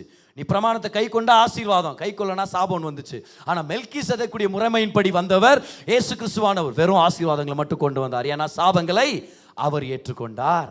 வர்றவர் ஒரு வெளிப்பாடை கொண்டு வருகிறார். அவர் ஒரு வெளிப்பாட்டை கொண்டு வருகிறார். என்ன வெளிப்பாட்டை கொண்டு வந்தார் தெரியுமா? பாருங்க எல்லாரும் 20ஆம் வசனத்தை 19-20க்கு வாங்க. 19-20ஆம் வசனத்துக்கு வாங்க. என்ன வெளிப்பாட்டோட வந்தார் பாருங்க. verse number 19 பாருங்க. ஆபிரகாமை பார்த்து மெல்கிசேதேக் சொல்றாரு. எல்லாரும் கவனிங்க, தான் வெளிப்பாடு. எல்லாரும் சொல்லுங்க வெளிப்பாடு. கம் ஆன், சத்தமா சொல்லுங்க பார்க்கலாம். ரெவலேஷன். ஒரு ரெவலேஷனோட வந்து சொல்றாரு, வானத்தையும் பூமியையும் உடையவராகிய உன்னதமான தேவனுடைய ஆசீர்வாதம் ஆபிரகாமுக்கு உண்டாவதாக. எல்லாரும் இமேஜின் பண்ணுங்க பார்க்கலாம். அந்த நேரத்தில் நல்லா கவனிங்க. 9 பட்டணங்களுடைய கொள்ளை பொருள் குவிஞ்சு கிடக்குது. இப்ப இந்த நேரத்தில் தங்கம் ஒரு பக்கத்துல, வெள்ளி ஒரு பக்கத்துல, வைர வைடூரியங்கள் ஒரு பக்கத்துல, வெங்கல பாத்திரங்கள் எல்லாம் ஒரு பக்கத்துல கிடக்குது பாருங்க. தங்கமும் வெள்ளியும் எல்லா விதமான பொக்கிஷங்களும் ஒரு பக்கம் கொட்டி அப்படியே குமிஞ்சு கிடக்குது. மெல்கிசேதேக் வந்து சொல்றாரு, இதெல்லாம் என்ன ஆபிரகாம், வானத்தையும் பூமியும் உடையவர் அந்த கர்த்தரே உன்னை ஆசீர்வச்சிருக்கிறார். உடனே ஆபிரகாம் என்ன தோணி இருக்குன்னு நினைக்கிறீங்க? இதெல்லாம் பெரிய விஷயம் இல்லை, என் கூட இருக்கிறார் பாரு கர்த்தர், அவர் வானத்தையும் பூமியும் உடையவரா? இதை விட பல மடங்கு எனக்கு கொடுக்க அவர் வல்லவரா இருக்கிறார். அப்ப இது எனக்கு முக்கியம் இல்ல. யார் முக்கியம்? எனக்கு கர்த்தர் முக்கியம். எல்லாரும் சொல்லுங்க, வானத்தையும் பூமியையும் உடையவர். the possessor of heaven and earth, possessor of heaven and earth. வானத்தையும் பூமியை உடையவர் அப்படின்ட்டார் பாருங்க. இதை பிடிச்சிக்கிட்டார் ஆபிரகாம். இந்த வெளிப்பாடு எனக்கு தேவை, இந்த வெளிப்பாடு எனக்கு அவசியம் அப்படின்ட்டு அந்த வெளிப்பாட்டுனால ஒரு செயலை செய்கிறாரு. அந்த வெளிப்பாட்டுனால ஒரு செயலை செய்கிறாரு பாருங்க. 21ஆம் வசனத்தை பாருங்க. 21ஆம் வசனத்துக்கு வாங்க. 21ஆம் வசனம் 20ஆம் வசனத்துக்கு வரலாம். 20ஆம் வசனத்துக்கு வரலாம். உன் சத்துருக்களை உன் கையில் ஒப்பு கொடுத்த உன்னதமான தேவனுக்கு ஸ்தோத்திரம் என்று சொன்னான். இவனுக்கு ஆபிராம் எல்லாவற்றிலும் தசம பாகம் கொடுத்தான். என்ன வெளிப்பாட்டினால? வானத்தையும் பூமி உடையவர் அவர் என்ன ஆசீர்வதிக்க வல்லவராக இருக்கிறார். அவர் தான் என் ஆசீர்வாதத்துக்கு காரணம். இப்ப இவ்வளோ தங்கம் வெள்ளிய கொண்டு வரதுக்கு சகாயம் பண்ண கர்த்தர் என் ஆசீர்வச்சிருக்கிறார்னா, இது இல்லைனாலும் பல மடங்கு என் ஆசீர்வதிக்க வல்லவராக இருக்கிறார். இது பெருசு இல்ல, அவர் பெரியவர். இது போனா போட்டும், அவர் என்னை விட்டு போவே மாட்டார் அப்படின்னு என்ன பண்ணார் தெரியுமா? அதை வெளிப்படுத்தும்படி தசம பாகத்தை செலுத்தினார். ஏன் தெரியுமா? நீங்க தான் வெற்றியை கொடுத்தீங்க, இது காரணம் நீங்க தான், இந்தாங்க தசம பாகம்னு சொல்லி அவர் தேவனுக்கு கொடுத்தார். ஆனா தேவனுடைய பிரதிநிதி கொடுத்தார். நம்ம கூட பாருங்க, தேவனுடைய பிரதிநிதியான சபைக்கு கொண்டு வரோம் தசம பாகத்தை. he gave to Melchizedek. all right, இந்த வெளிப்பாடு எவ்வளவு முக்கியமானது பாருங்க. அடுத்த வருஷத்துக்கு வாங்க. இப்போ வர்றார் யாரு? இப்போ இந்த சோதோமின் ராஜா இவர் வந்துட்டார். கேப்ல யார் வந்தது? நல்ல வேலை, மெல்கிசேதேக் வந்து எக்விப் பண்ணி விட்டுட்டார், வெளிப்பாடை கொடுத்துட்டார். இப்போ அடுத்தது சோதோமின் ராஜா. அப்படியே சோதா மாதிரி நந்து வரான் பாரு. அவன் லாஸ்ட்ல வரான். அவன் வந்து ஜனங்களை எனக்கு தாரும், பொருள்களை நீர் எடுத்துக்கொள்ளும். என்னவோ இவர் வாரி கொடுக்குற மாதிரி இவனே தோத்துட்டு அந்த மூஞ்சில வந்து சேர்றான். நீர் எடுத்துக்கொள்ளும்னா எல்லாம் எந்த தான், நீ என்னத்த சொல்றது? கரெக்டா இல்லையா? நீர் எடுத்துக்கொள்ளும். பாருங்க வஞ்சனையை பாருங்க, வஞ்சனையை பாருங்க. என்னவோ எல்லாம் அவனுக்கு சொந்தம்ன்ற மாதிரியும் அவனே தாராளமா வாரி வழங்குற மாதிரி பண்ணுகிறான் பாருங்க. ஆனா ஆபிரகாமுக்கு ஏற்கனவே வெளிப்பாடு கிடைச்சிருச்சு. எல்லாரும் சொல்லுங்க பார்க்கலாம், வெளிப்பாடு கிடைச்சாச்சு. உங்க வாழ்க்கையில் பண கஷ்டம் வரலாம், ஒரு சில சேலஞ்சிங் விஷயங்கள் நடக்கலாம், ஒரு சில நேரத்தில் டிஸ்கரேஜிங் நியூஸ் வரலாம், வேலை போயிருன்ற மாதிரி, ப்ரமோஷன் கிடைக்காதுன்ற மாதிரி, பில் அதிகமாகுதுன்ற மாதிரி, பிரைசஸ் அதிகமாகிற மாதிரி, சோதோமின் ராஜா மாதிரி ஒரு சில செய்திகள் நம்மளுக்கு வந்து சேரும். நீங்களும் நானும் கவலைப்பட தேவையில்லை, because we have a revelation. ஆபிரகாம் கவலைப்படவே இல்லை. அப்படி சொல்லும்போது ஆபிரகாம் எப்படி ரெஸ்பாண்ட் பண்றாரு பாருங்க. அதுக்கு ஆபிரகாம் சொல்றாரு, அவர் கிடைச்சிச்சு வெளிப்பாடு. அப்ப அவர் சொல்றாரு பாருங்க, அதற்கு ஆபிரகாம் சோதோமின் ராஜாவை பார்த்து, ஆபிராமை ஐஸ்வர்யவான் ஆக்கினேன் என்று நீர் சொல்லாதபடிக்கு. ஏன்னா அதை தான் அவன் ட்ரை பண்ணிட்டு இருக்கிறான். லேட்டரா போய் என்ன சொல்லிடுவான் ஊர்ல? ஆபிரகாம் தெரியுமா பெரிய ஆளு, நான் கொடுத்த தங்க வெள்ளி கார் ஓட்டுறாடே நான் தான் வாங்கி கொடுத்தேன், நான் தான். ஆபிரகாம் சொல்றாரு, ஓ அதுக்கு தான் வந்துக்கிறீங்க, நீர் எடுத்துக்கொள்ளும் சொல்றது அதான் காரணமா? சொல்றாரு, நீர் என்ன ஐஸ்வர்யவான் ஆக்கினேன் என்று சொல்லாதபடிக்கு நான் ஒரு ஹேர் கிளிப் ஆவது ஒரு ஷூ லேஸ் ஆவது, அதான் ஒரிஜினல் அர்த்தம். ஒரு ஹேர் கிளிப்போ ஒரு ஷூ லேஸோ எதுவுமே தேவல, உனக்கு உண்டானவைகளை யாதொன்றிலும் நான் எடுத்துக்கொள்ளேன், எல்லாத்தையும் எடுத்துன்னு போ. தங்கம் வெள்ளி வைடூரியம் அதெல்லாம் பெரிய மேட்டர் நேற்று வந்து பேசுனுக்கிறியா? எதுன்னு பார்த்து எல்லாத்தையும் எனக்கு வேண்டாம். ஏன் தெரியுமா? அடுத்த வருஷத்தை பாருங்க, அடுத்த வருஷத்தை பாருங்க. ரெடியா இருக்கிறீங்களா? ஏன் இப்படி பண்ணார் ஆபிரகாம்? என்ன பிரதர் ஆபிரகாம் இப்படி பண்ணிவிட்டார் பிரதர்? சே என்ன மாதிரி ஒரு அதெல்லாம் விடலாமா பிரதர்? அவரு அவ்வளோ பண்ணிருக்கூடாது இல்லையா? அவர் இல்லைல்ல, அவர்கிட்ட இருக்கிற வெளிப்பாடை பாருங்க. அவர் சொல்றாரு, வானத்தையும் பூமியையும் உடையவராகிய உன்னதமான தேவனாகிய கர்த்தருக்கு நேராக என் கையை உயர்த்துகிறேன். வெளிப்பாடு கிடைச்சிருச்சு. யார் கொடுத்த இந்த வெளிப்பாடு? சொல்லுங்க. இந்த வார்த்தை எங்க இருந்து கத்துக்கிட்டார்? இந்த வார்த்தைகளை மெல்கிசேதேக் வந்து சொல்லிட்டு போயிட்டாரு. இதெல்லாம் நீ எதுவும் கவலைப்படாத, ஆபிரகாம் பெரிய மேட்டர் இல்ல, வானத்தையும் பூமி உடையவர் அவரே ஒன்று ஆசீர்வச்சுக்கிறார். உடனே இவர் சொல்றாரு, ஏன்பா நீ என்னை பார்த்து எடுத்துக்கணும் போது உன்னை பார்த்து கை ஏந்தி நிப்பேன்னு நினைக்கிறியா? உங்ககிட்ட கை நீட்டுவேன். ஆமா சோதோமின் ராஜா சோதாவே எனக்கு இந்த கொடுங்க, எனக்கு கொடுத்தீங்கன்னா ரொம்ப நாளா, நான் உங்ககிட்ட கை நீட்டுவேன்னு நினைக்கிறியா? வாய்ப்பே இல்லை. என்கிட்ட ஒரு வெளிப்பாடு இருக்குது. என்கிட்ட வெளிப்பாடு இருக்கிற வரைக்கும் என்னை யாரும் ஏழையா வைக்க முடியாது. என்கிட்ட வெளிப்பாடு இருக்கிற வரைக்கும் என்னை யாரும் கடல்ல பிடிச்சு வைக்க முடியாது. என்கிட்ட தேவனை பத்தி ஒரு வெளிப்பாடு இருக்குது. அந்த வெளிப்பாடு வந்துருச்சுன்னா என்னை யாராலுமே தரித்திரத்தில் என்னை கொண்டு போய் நிப்பாட்ட முடியாது. நான் கையேந்தி வாழ்றவன் இல்லை, நான் கை நீட்டி கேட்டு வாழ்றவன் இல்லை, நான் கை உயர்த்தி அறிக்கை செய்து வாழ்கிறவன். என் கை அங்க உயர்த்தி இருக்கிறேன், என் கை அங்க உயர்த்தி இருக்கிறேன். வானத்தையும் பூமி உடையவராகிய உன்னதமான தேவனாகிய கர்த்தருக்கு நேராக என் கையை உயர்த்துகிறேன். ஹalleluya. இந்த மாசம் நீங்க தசம பாகம் செலுத்தும் போது உங்க உள்ளம் என்ன செஞ்சிச்சு தெரியுமா? எல்லாரும் பாருங்க, இதுதான் உங்க உள்ளம். உங்க உள்ளம் இவ்வளவு அழகாகுதுன்னு நீங்க சந்தோஷப்படுறீங்களா இல்லையா? ஹalleluya. இதான் உங்க உள்ளம். when you brought your tithe this month, this is what happened, this is what your heart did. வானத்தையும் பூமியும் உடையவராகிய என் தேவனே, நீங்க தான் என் ஆதாரம், உங்களை நான் கனப்படுத்துகிறேன். when you gave your tithe, your heart is lifted up to God. This is more than money. This is more than what money can buy. This is a revelation. தசம பாகம் ஒரு வெளிப்பாடு. வெளிப்பாடை பெற்றுக்கொள்ளுங்க. வெளிப்பாட்டுனால தசம பாகத்தை கொடுங்க. கட்டாயத்தினால, கற்பனையினால, கட்டளையினால இல்ல. ஏன் நீங்க பிரசங்கம் பண்ணிட்டாரே அப்படின்றதுனால இல்ல. No pressure on you, relax. கர்த்தர் பெரியவர், வானத்தையும் பூமியும் அவருடையவர் என்ற வெளிப்பாடு உங்களுக்கு இருந்துச்சுன்னா அப்ப நீங்க தைரியமா தாராளமா கர்த்தரை நீங்க கொண்டு வருவீங்க. ஹalleluya. ஏதிங்க point number 5. you know what your tithe is? it's a revelation that God is your source. தசம பாகம்ன்றது கர்த்தரே உங்க ஆதாரம் அப்படிங்கிற ஒரு வெளிப்பாடு. it's a revelation, it's a revelation. இது ஒரு ரிச்சுவல் இல்ல, இது ஒரு கண்டிஷன் இல்ல. இல்ல பிரதர் கொடுத்தே ஆகணுமா பிரதர்? நீங்க கொடுக்கவே கூடாது. இந்த கேள்வி உங்க உள்ளத்துல வந்து இதுதான் பெருசா தெரிஞ்சா நீங்க கொடுக்க வேண்டாம். ரிலாக்ஸ் ஆகுங்க, பிரச்சனையே இல்லை. கர்த்தர் உங்களை நேசிக்கிறார், நாங்கள் உங்களை நேசிக்கிறோம். நீங்கள் விதைக்கிற ஒவ்வொரு விதைக்கும் கர்த்தர் அறுவடையை தருவாராக. உங்களுக்காக ஜெபிக்கிறோம், 100% உங்களோட நிற்கிறோம் சபையாக. ரிலாக்ஸ் ஆகுங்க. ஆனால் உங்கள் மனதில் இந்த வெளிப்பாடு வந்தது உண்மையானால், என் கர்த்தர் என்னுடைய ஆதாரமாக இருக்கிறார் பிரதர், என் சொந்த பலத்தில் இல்லை, என் சொந்த திறமை இல்லை பிரதர், அவர் தான் பிரதர் நான் வாழ வைக்கிறார் அப்படின்றது உங்களுக்கு உள்ளத்தில் இருந்துச்சுன்னா அப்போ நீங்கள் அதை கொண்டு நீங்கள் கர்த்தரை நீங்கள் மகிமைப்படுத்தலாம். அதுக்கான முக்கியமான ப்ராக்டிக்கலான வழி தசம பாகம். என்ன நடந்திருக்குன்றீங்க? ஆபிரகாமுக்கு என்ன நடந்திருக்கும்? 15ஆம் அதிகாரத்தை பாருங்க. ஆதியாகமம் 15:1 என்ன நடந்திருக்கும்? கர்த்தர் ஆபிரகாம் பார்த்து என்ன சொன்னார்? இந்த காரியங்கள் நடந்த பின்பு குவியலா குவிச்சு கிடந்த heaps of gold, heaps of silver, இது எல்லாத்தையும் கொடுத்துட்டாரு. ஆனா எத்தனை போனி என் கர்த்தரின் ஆதாரம். இந்த காரியங்கள் நடந்த பின்பு கர்த்தருடைய வார்த்தை ஆபிரகாமுக்கு உண்டானது. எல்லாரும் கவனிங்க, கர்த்தருடைய வார்த்தை உங்களுக்கு உண்டாகணுமா? கைவேர்த்தி காமிங்க பார்க்கலாம். how many of you want word from God? கர்த்தர்கிட்ட இந்த சந்திப்புகள், என்கவுண்டர்ஸ் எத்தனை பேர் வேணும்? கைவேர்த்தி காமிங்க. it cannot happen when your heart is not turned towards God. கர்த்தருக்கு நேராக உங்க இருதயம் திறந்தாதான், திரும்பினாதான் வெளிப்பாடுகளை பெற்றுக்கொள்ள முடியும். தசம பாகம் கொடுக்காத போது என் இருதயத்தை நான் உலகத்து பக்கம் திருப்பிடுறேன், பணத்து பக்கம் திருப்பிடுறேன். தசம பாகம் செலுத்தும் போது என் இருதயத்தை கர்த்தர்கிட்ட திருப்புறேன். கர்த்தருடைய வார்த்தை எனக்கு உண்டாகுது, என் உள்ளம் பெருசாகுது, என் உள்ளம் பெருசாகுது. பாருங்க, கர்த்தருடைய வார்த்தை ஆபிரகாமுக்கு தரிசனத்தில் உண்டாகி அவர், ஆபிரகாமே நீ முட்டாளா இருந்தாய் அப்படி சொன்னார்.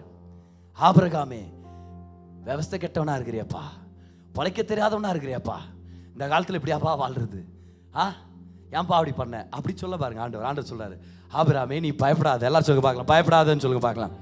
பக்கத்தில் பார்த்து சொல்லுங்க, பயப்படாதீங்க.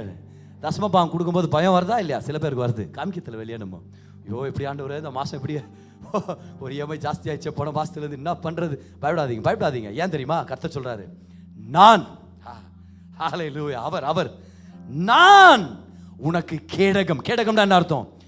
10% கொடுத்துட்ட, 90% நான் பாதுகாக்கிறேன், நீ எதுவும் கவலைப்படாத. அப்புறம் என்னது? உனக்கு மகா பெரிய பலனுமா இருக்கிறேன். மகா பெரிய, எல்லாரும் சொல்லுங்க இந்த வார்த்தைகளை. லாஸ்ட் வீக் கத்துக்கிட்டோம். barely enough வேண்டாம், ஆன்சர் பண்ணுங்க. just enough வேண்டாம், come on, பின்னாடி இருக்கிறவங்க join in. more than enough வேண்டாம், கடைசி level much more than enough. இது என்னது? இது barely enough, much more than enough. இது நான் உனக்கு மகா பெரிய பலனுமா இருக்கிறேன். மகா பெரிய, அந்த பலன் என்ற வார்த்தை என்ன தெரியுமா? ஹீப்ரூல சில பேருக்கு ஹீப்ரு வார்த்தை வரலன்னா என்ன பிரசங்கமா இது? உங்களுக்கு தான் அந்த ஹீப்ரு வார்த்தை பாருங்க. அந்த ஹீப்ரு வார்த்தை என்ன தெரியுமா?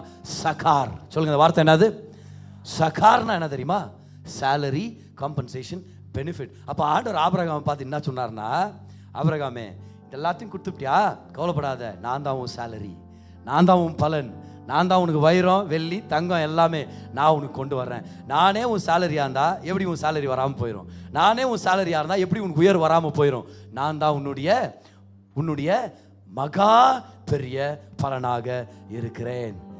You can never go poor by tithing to God, because tithing opens yourself up to the prosperity that is available by the cross. தசம பாகம் திறந்து கொடுக்குதுன்னு சொல்றேன்.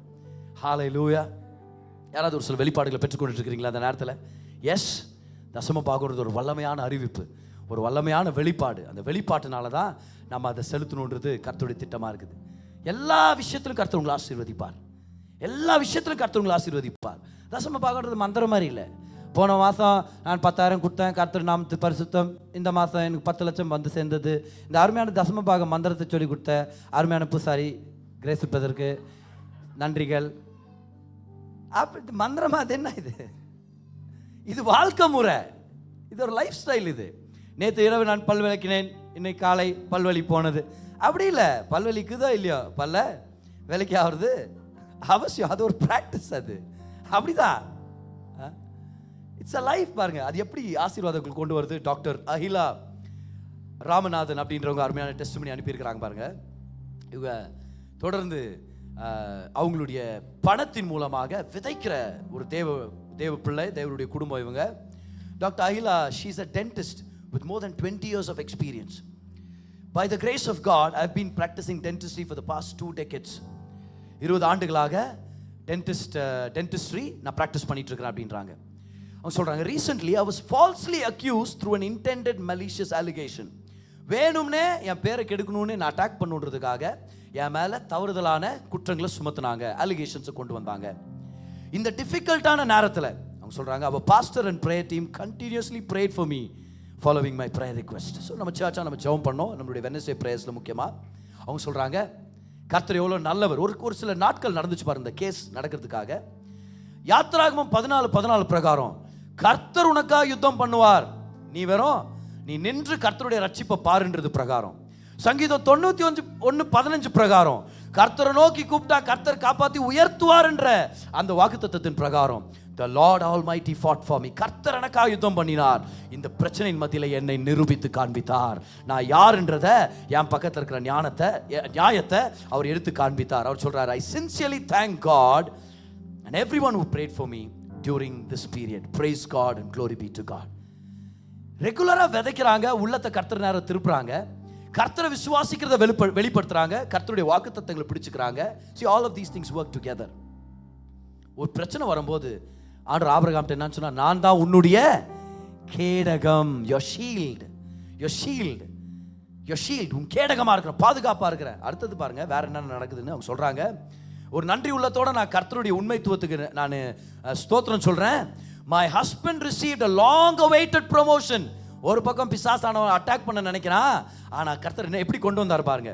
என் ஹஸ்பண்டுக்கு ரொம்ப நாள் கிடைக்காத ஒரு ப்ரொமோஷனை அது வரும்படி கர்த்தர் செய்தார். அது மட்டும் இல்லை, என்னுடைய மகள் தன்னுடைய 10th ஸ்டாண்டர்ட் போர்டு எக்ஸாம்ஸில் 91% ஸ்கோர் பண்ணும்படி கர்த்தர் சகாயம் பண்ணார். கர்த்தருடைய கிருபைக்காக நன்றி. நல்லா கைகளை தட்டிங்க பார்க்கலாம், நல்லா நன்றி செலுத்துங்க, கர்த்தருக்காக நன்றி செலுத்துங்க. Because tithing is, see, if tithing is only about money, then only your money will get blessed. But if tithing is more about a life principle, then your whole life will be blessed. முழு வாழ்க்கை ஆசீர்வதிக்கப்படுது, சுற்றிலும் கர்த்தர் ஆசீர்வதிக்கிறார். இந்த அருமையான pastor பாருங்க, அவருடைய அனுபவத்தை சொல்றார். ஆஸ்வால்ட் ஜே ஸ்மித் அப்படின்றவர் கிரேட் டிப்ரெஷன், அமெரிக்கால கிரேட் டிப்ரெஷன் காலத்தில் இவருடைய வல்லமையான சபை இருந்தது. டொரோண்டோ கனடால இவருடைய சபை இருந்தது. இவர் ரொம்ப பகீரங்கமா பிரசங்கம் பண்ண செய்தி என்னன்னா, தசம பாகத்தின் மூலமாக தான், நானே கரெக்டாக சொல்லணுமா இல்லையா, தசம பாகத்தின் மூலமாக தான் விசுவாசிகள் செழிப்படைய முடியும் அப்படின்றதை ஒரு பகிரங்கமா பிரசங்கம் பண்ணார் வார்த்தையை கொண்டு. இந்த கிரேட் டிப்ரெஷன் வந்தபோது பஞ்சம் எங்க பார்த்தாலும் பெரிய பஞ்சம். எந்த அளவுக்கு பஞ்சம்னா, நல்லா கவனிங்க, அமெரிக்காவில் 90% ஜனங்க ரொம்ப மோசமா பாதிக்கப்பட்டாங்கன்னு சொல்லுவாங்க.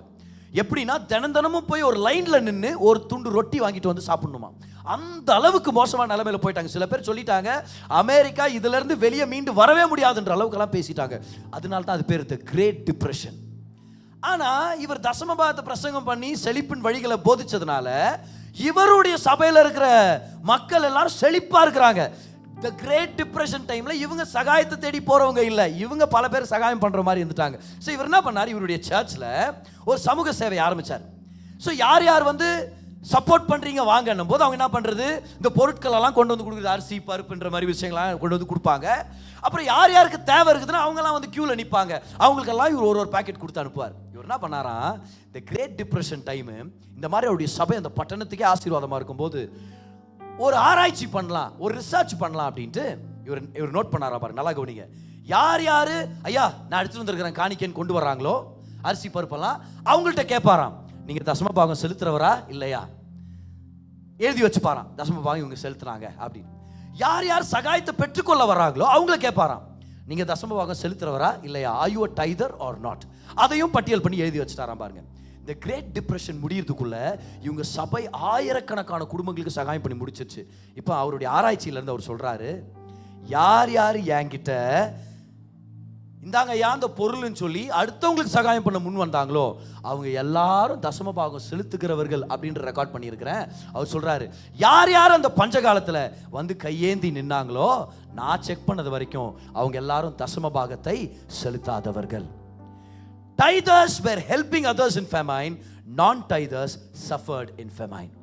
What's the secret? It's more than money. It's about your heart that is trusting in God. பணத்தை நம்பலாமா, வேலையை நம்பலாமா, வருமானத்தை நம்பலாமா, இல்லை இது எல்லாவற்றையும் உடைய வானத்தையும் பூமியை உடைய தேவனாகிய கர்த்தரை நம்ம நம்பலாமா? அது உங்கள் தீர்மானம். நீங்கள் தான் எடுக்க முடியும். உங்களுக்காக நான் எடுக்க முடியாது, எனக்காக நீங்கள் எடுக்க முடியாது. என் ஃபைனான்சஸ் உங்களுக்கு தெரியாது, உங்கள் ஃபைனான்சஸ் எனக்கு தெரிய வேண்டிய அவசியம் இல்லை. You make a decision today. செழிப்பாக வாழணும்னு ஆசைப்படுறீங்களா? எல்லா விஷயத்திலும் நிறைவாக வாழணும்னு ஆசைப்படுறீங்களா? வேதத்துக்கு கீழ்ப்படிங்க, வேதத்தின் வெளிப்பாட்டுக்கு கீழ்ப்படிங்க. நான் எடுத்த பிரசங்கத்தை வீட்டில் போய் நீங்க ஆராய்ஞ்சு பாருங்க, நீங்க ஆவியானவர்கிட்ட ஜெபம் பண்ணுங்க. இந்த தசமபாகத்தை பத்தின டீச்சிங்ஸை நீங்க கர்த்தரிடத்துல இன்னும் ஆழமா பெற்றுக்கொள்ளுங்கன்னு சொல்றேன். இந்த வெளிப்பாடுகளை பெற்றுக்கொண்டு உங்க மனதில் இருக்கிற ஆவியானவர் மூலமா கொடுக்கப்படுகிற வார்த்தையின் வெளிப்பாட்டு மூலமா கர்த்தருக்கு தசமபாகத்தை கொண்டு வாங்க. தசமபாகம் கொடுக்கறத என்ஜாய் பண்ணுங்க. கர்த்தர் உங்களை பார்த்து ஆபிரகாம்கிட்ட சொல்ற மாதிரி சொல்றாரு, ஆபிரகாமே பயப்படாதே, நானே உனக்கு கேடகமும் உனக்கு மகா பெரிய பலனுமாக இருக்கிறேன். ஹல்லேலூயா. எத்தனை பேர் இந்த வார்த்தையை பெற்றுக்கொண்டீங்க? இன்னைக்கு நல்லா சந்தோஷமா கைகளை தட்டி கர்த்தருக்கு ஒரு நன்றி சொல்லுங்க பார்க்கலாம். செழிப்பின் வழியை கர்த்தர் நம்மளுக்கு போதிச்சிருக்கிறார். என்ன ஒரு அருமையான வார்த்தை. தேவன் தம்முடைய ஜனங்களுக்கு சுகத்தை கொடுக்கும்படி, செழிப்பை கொண்டு வரும்படி, சமாதானத்தை கொடுக்கும்படி அவருடைய பிரசங்கிக்கப்பட்ட வார்த்தையை பயன்படுத்துறார். இந்த பிரசங்கம் உங்களுக்கு ஒரு தீர்க்க தரிசனமான வார்த்தை கொண்டு வந்திருக்கோம் அப்படின்னு சொல்லி நான் நம்புறேன். உங்களுடைய தேவைக்கேற்ற மாதிரி கர்த்தர் உங்களோட பேசியிருப்பார், உங்களை பலப்படுத்தி இருப்பார். நம்ம ஜெபிக்க போறோம். அதுக்கு முன்னாடி இந்த விஷயங்களை ஞாபகம் வச்சுங்க. தேவன் நல்லவர், அவர் உங்க மேல கிருபையா இருக்கிறார். நீங்க நல்லா இருக்கணும்னு சொல்லி அவர் விருப்பப்படுறார். உங்க வாழ்க்கையில நடக்கிற சகல காரியங்களையும் நன்மைக்கு எதுவாக அவர் திருப்பிட்டு இருக்கிறார். வாங்க ஜெபிக்கலாம். பிதாவே, உங்க தயவுக்காக நன்றி செலுத்துறோம். இந்த செய்தியை கேட்ட உங்க பிள்ளையை நீங்க தொடுங்க, ஆசீர்வதிங்க, நன்மையால நிரப்புங்க, பலத்தால நிரப்புங்க. அவங்களுக்கு என்ன தேவை இருக்குதுன்னு உங்களுக்கு தெரியும் ஆண்டவரே. மகிமையின் ஐஸ்வர்யத்தின்படி அந்த தேவைகளை சந்திங்க. உங்க குடும்பங்களை ஆசீர்வதிங்க, வழி நடத்துங்க, தொழில் ஆசீர்வதிங்க. ஒரு நன்மையிலும் குறைபடாதபடிக்கு நிறைவான ஆசீர்வாதங்களால் நிரப்புங்க. இன்னும் பல நன்மையான காரியங்களை செய்வீங்கன்னு எதிர்பார்க்கிறோம். பலப்படுத்துங்க. இயேசுவின் நாமத்தில் ஜெபிக்கிறோம் பிதாவே. ஆமென், ஆமென்.